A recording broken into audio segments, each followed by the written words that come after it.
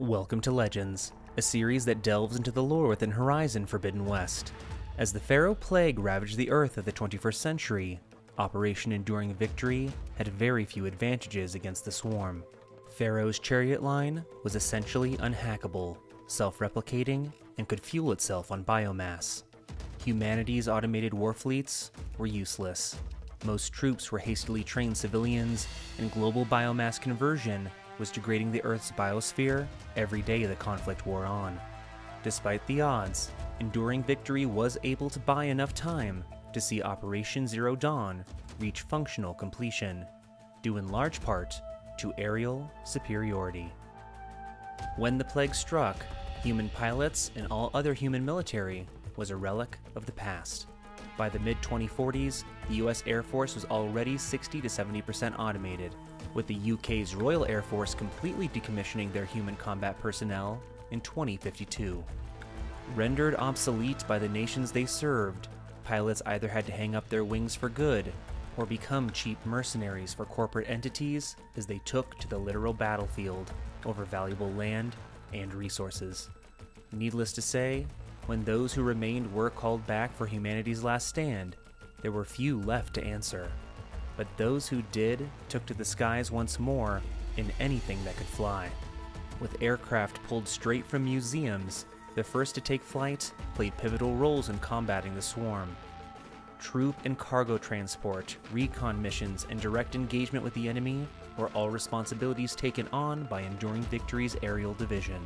Sustained aerial strikes would be critical to bringing down Horus-class Titans during Operation Body Blow and Lithium Beach, and bombing runs would slow their advance, like at Yosemite National Park. Despite their success, they too were vulnerable, and countermeasures would soon see them fall to the Swarm as well.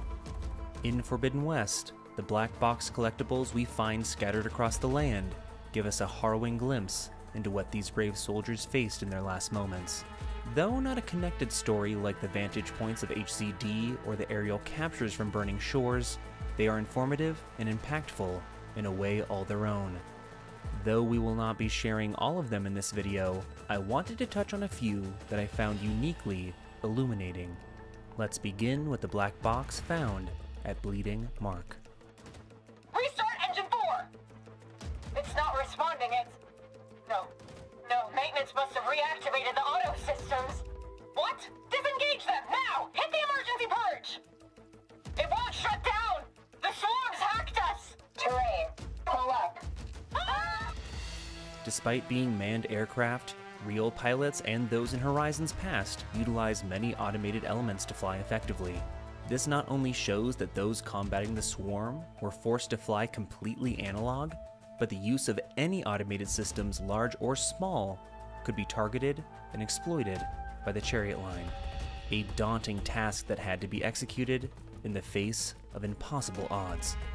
Another example of this can be heard in the Memorial Grove black box. This is Romeo requesting status update. Flight 41, you need to adjust your course to avoid the Swarm. Can you respond? Over. Flight 41, please acknowledge. My sensors are showing their cabins depressurized. I think the crew's gone and they're on autopilot. Flight 41's a ghost flight. As Dr. Sobek once so aptly put it, when it comes to hacking, this Swarm is an apex predator. This crew didn't crash and burn. They were suffocated to death via Swarm technology. A flight at least 10,000 feet up, potentially showing the range that Pharaoh's machines could digitally manipulate their targets. Along with brute force manipulation, nano-haze and missile attacks, along with crumbling infrastructure, were also ever-present dangers. As the Swarm advanced, crucial ground was surrendered, sometimes without warning, as we hear in the jagged deep black box. I can't raise the airfield. Must have been destroyed. Well, we're out of time and out of fuel. I have to put us down on that lake. Let's give these soldiers a chance to die fighting. This is the flight deck. We're going for a water landing. Leave everything behind except what you need for the fight. Now's your time to go out in a blaze of glory. Race! Race! Stranded and behind enemy lines, their deaths were inevitable. Though we often hear about the Swarm's hacking capabilities, these are some of the most visceral examples we have as to their crippling effect. As the fight went on, less and less resources were available to enduring victory. Loss of land, drinkable water, and breathable air all compounded to bring about Zero Day. If you haven't collected or listened to these black boxes, I highly recommend it, as they give us another important perspective of those who gave everything to ensure life would have a second chance. And that brings our story to an end. If you'd like to see more content like this, likes and shares are always appreciated, and if you're hungry for more Horizon lore, consider subscribing and checking out the rest of our lore library. Also check out our channel memberships, as we offer some exclusive content on the lore of Horizon. And as always, thanks for watching, and keep questing.